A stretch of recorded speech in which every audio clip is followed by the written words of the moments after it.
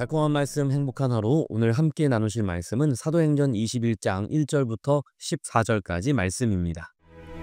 우리가 그들을 작별하고 배를 타고 바로 고스로 가서 이튿날 로도에 이르러 거기서부터 바다라로 가서 베니게로 건너가는 배를 만나서 타고 가다가 그브로를 바라보고 이를 왼편에 두고 수리아로 항해하여 두로에서 상륙하니 거기서 배의 짐을 풀려 함이러라.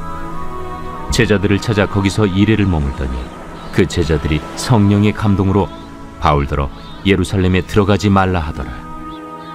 이 여러 날을 지낸 후 우리가 떠나갈새 그들이 다 그 처자와 함께 성문 밖까지 전송하거늘 우리가 바닷가에서 무릎을 꿇어 기도하고 서로 작별한 후 우리는 배에 오르고 그들은 집으로 돌아가니라.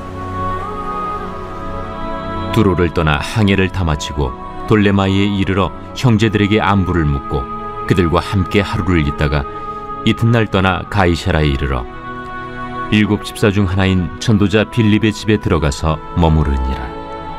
그에게 딸 넷이 있으니 처녀로 예언하는 자라. 여러 날 머물러 있더니 아가보라 하는 한 선지자가 유대로부터 내려와 우리에게 와서 바울의 띠를 가져다가 자기 수족을 잡아매고 말하기를 성령이 말씀하시되 예루살렘에서 유대인들이 이같이 이 띠 임자를 결박하여 이방인의 손에 넘겨주리라. 우리가 그 말을 듣고 그곳 사람들과 더불어 바울에게 예루살렘으로 올라가지 말라 권하니 바울이 대답하되 여러분이 어찌하여 울어 내 마음을 상하게 하느냐. 나는 주 예수의 이름을 위하여 결박당할 뿐 아니라 예루살렘에서 죽을 것도 각오하였노라. 그가 권함을 받지 아니하므로 우리가 주의 뜻대로 이루어지이다 하고 그쳤노라. 선교여행을 모두 마친 바울의 목적지는 이제 예루살렘입니다. 그곳에서 결박과 환란이 자신을 기다린 것을 알았음에도 불구하고 어째서 바울은 반드시 예루살렘으로 가야만 한다고 했을까요? 그곳에서 자신이 해야 할 일이 있다고 확신했기 때문입니다. 바울이 예루살렘에 가는 가장 중요한 목적은 재정적으로 어려움을 겪고 있는 예루살렘 교회의 성도들을 위한 헌금을 전달하기 위함이었습니다. 이 헌금은 누가 어떻게 모금한 돈일까요? 바로 아시아와 유럽에 있는 이방인들로 구성된 교회들로부터 모금된 헌금이었습니다. 이 일이 중요한 이유는 여전히 이방인이 예수님을 통해 하나님의 백성이 된다는 것에 거부감을 가지고 있는 예루살렘 교회에게 이방인들도 같은 믿음을 가지고 있다는 그 사실을 알려줄 수 있는 좋은 기회가 되기 때문이었습니다. 바울은 유대인과 이방인 모두가 예수 안에서 하나가 되기를 원했고 하나님께서 자신을 그 일을 위해 사용하신다고 확신했습니다. 그래서 그는 여러 위험을 무릅쓰고서라도 반드시 이 헌금을 예루살렘의 가난한 성도들에게 직접 전달하기를 원했던 것입니다. 결국 우여곡절 끝에 바울이 예루살렘에 도착했고 이방인들의 교회에서 모금한 헌금을 예루살렘 교회에 잘 전달할 수 있었습니다. 하지만 예상한 대로 예루살렘에 모여있던 유대인들은 바울을 끝까지 괴롭게 하였습니다. 성전에서 바울을 붙잡아서 죽이려고 시도한 것입니다. 약간의 사실과 거짓말을 뒤섞어서 바울을 고발하고 성전 밖으로 끌어내 때려 죽일 작정이었습니다. 그러나 성전을 감시하고 있던 로마의 천부장에 의해 바울은 목숨을 구할 수 있었습니다. 로마 군대는 소동을 진정시키고는 바울을 결박하여 죄를 묻기 위해 끌고 갔습니다. 만약 로마 군대가 제때 도착하지 못했다면 바울은 유대인들에게 둘러싸여 맞아 죽었을지도 모릅니다. 결국은 많은 이들의 예상이 적중했습니다. 바울이 예루살렘에 들어갔을 때 결박과 환란이 그를 기다리고 있었으니까요. 바울이 예루살렘에 가기 전부터 많은 사람들이 이 사실을 예언했고 바울 자신도 사실은 알고 있었습니다. 비단 예언이 아니더라도 정황상 그런 일이 벌어질 것은 누구나 예상할 수 있는 일이었습니다. 그래서 많은 사람들이 바울을 말렸던 것이죠. 그런데 성경을 보면 단순히 그들이 그냥 안 것이 아니라 성령의 감동으로 그 사실을 깨닫고 바울을 말렸다고 기록하고 있습니다. 오늘 본문의 4절을 보면 제자들을 찾아 거기서 이레를 머물더니 그 제자들이 성령의 감동으로 바울더러 예루살렘에 들어가지 말라 하더라고 말합니다. 또한 11절, 12절을 보면 우리에게 와서 바울의 띠를 가져다가 자기 수족을 잡아 매고 말하기를 성령이 말씀하시되 예루살렘에서 유대인들이 이같이 이 띠 임자를 결박하여 이방인의 손에 넘겨주리라 하거늘 우리가 그 말을 듣고 그곳 사람들과 더불어 바울에게 예루살렘으로 올라가지 말라 권하니라고 합니다.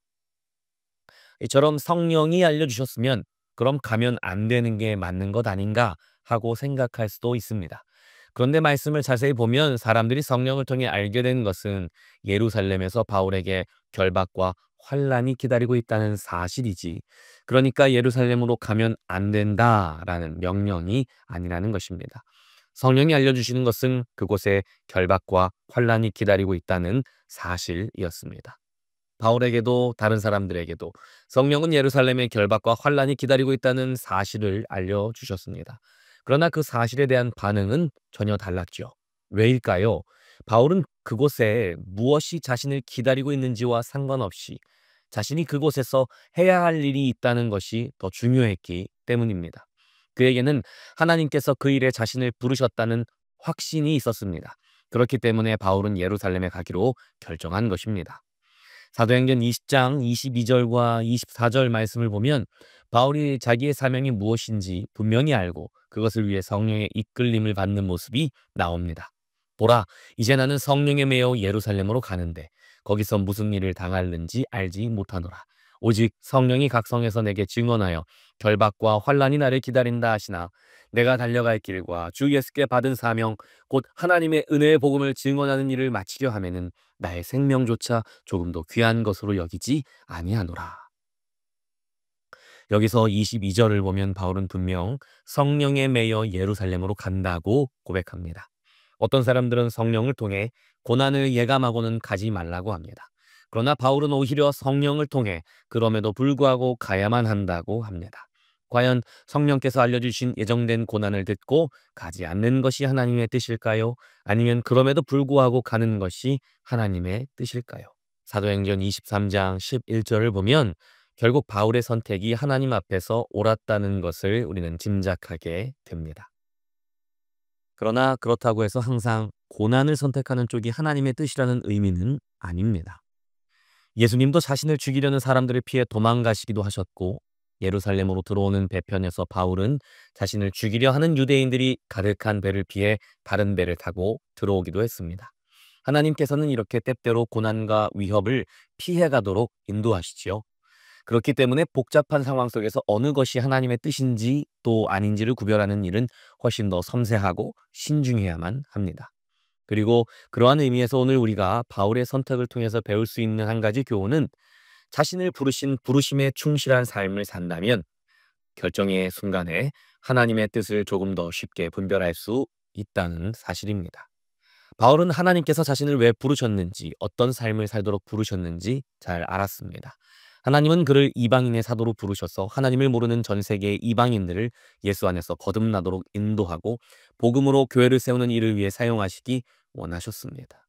그렇기 때문에 그는 환란이 기다려도 예루살렘에 가서 이방인들의 교회와의 관계를 회복시켜야만 했던 것입니다. 그것이 하나님께서 자신을 부르신 자리라는 것을 확신했기 때문이지요. 여러분은 하나님께서 여러분을 어떤 인생으로 부르셨는지 확신을 갖고 살아가고 계십니까? 하나님께서 여러분이 무엇을 하며 남은 인생을 살기 원하시는지 고민해 보셨는지요? 우리가 흔히 세상의 지식과 하나님의 지혜의 결정적 차이에 대해 설명할 때 인생의 의미와 목적에 관하여 이야기하곤 합니다. 세상은 우리 인생의 의미와 목적에 대하여 답할 수 없고 고작 할 수 있는 말이라곤 니체가 주장한 것처럼 아무 의미 없는 너의 인생을 마치 의미가 있는 것처럼 스스로 창조하여 살아가라 라는 말 정도뿐입니다. 그러나 성경은 또 우리 하나님께서는 우리 인생에 분명한 의미와 목적을 갖고 계시고 그 의미와 목적을 따라 우리가 창조되었다고 우리는 믿습니다. 그럼에도 우리는 여전히 우리 인생의 의미와 목적이 무엇인지 놓쳐버리는 실수를 저지를 때가 또한 있지요. 우리의 인생은 중요한 순간순간마다 우리에게 신중한 선택을 요구할 때가 있습니다. 그럴 때면 우리는 극심한 고민으로 시름시름 앓게 되죠. 이것이 좋을까? 저것이 좋을까? 과연 하나님의 뜻은 어디에 있을까? 하고 말입니다. 아마 지금도 그런 고민 가운데 있는 성도님들이 계실 줄로 압니다. 우리는 여기저기 신뢰할 만한 사람들에게 묻기도 하고 별 의미 없어 보이는 메시지 하나에도 의미를 두며 해석하곤 하지요. 그런 결정의 순간에 누구라도 우리에게 무엇이 좋다, 안 좋다 조언해 줄 수 있겠죠. 마치 바울에게 예루살렘에 가지 말아야 한다고 조언해 주던 많은 사람들처럼 말입니다. 그들은 진심으로 바울을 위했습니다. 그러나 모두가 안 된다고 말할 때에도 바울이 자신은 가야만 한다라고 외칠 수 있었던 이유는 하나님 앞에서 자신이 먼저 해야 할 일이 무엇인지에 대해 확실한 믿음을 갖고 있었기 때문입니다. 그리고 바울은 자기의 소명에 합당한 선택을 한 것이지요. 우리도 선택의 기로에 섰을 때, 그리고 선뜻 선택할 수 없는 어려움에 봉착했을 때, 바울의 이 선택의 이야기를 통해 도움을 받을 수 있지 않을까 생각해 봅니다. 바로 나를 부르신 하나님의 부르심에 합당한 선택을 하는 것입니다. 하나님께서 내가 무엇을 하기 원하시는지, 무엇을 할 때 하나님이 기뻐하시고 또 내가 기쁜지 고민해 보는 것입니다. 하나님께서는 우리를 사람마다 정말 다양한 모습으로 부르셨습니다. 그러나 여러분을 어떤 삶으로 부르셨든 그것에 대한 확신과 믿음이 있어야 하겠죠. 정말로 하나님 앞에서 한 점의 부끄러움이 없어야 합니다. 언제, 어디에서나, 또 누구에게나 담대하게 하나님께서 나를 부르신 부르심의 모습이 바로 지금의 내 모습이라고 말할 수 있기를 축복합니다. 그리고 선택의 기로에서 조금이라도 더 담대하고 후회 없이 믿음의 선택을 할 수 있는 하루가 되시기를 진심으로 축복합니다. 오늘 말씀에 대한 적용 질문입니다. 첫째, 내가 어디에서 무엇을 할 때 하나님이 가장 기뻐하시고 나 역시 가장 기쁘다고 여기시나요? 두 번째 질문입니다. 선택의 기로에서 내가 가장 중요하게 생각하는 요인은 무엇인가요? 오늘 이렇게 함께 기도하겠습니다. 주님, 저를 부르시고 사용하기 원하시는 자리가 어디인지 내가 더욱 분명히 알기를 원합니다. 내가 어디에서 무엇을 할 때 주님께서 가장 기뻐하시는지 알게 하옵소서. 그리고 내가 가장 기쁘고 가장 나답다고 여기는 자리가 어디인지 내가 알기를 원합니다. 그 자리에서 나를 부르신 부르심을 따라 순종하는 삶을 살게 하소서.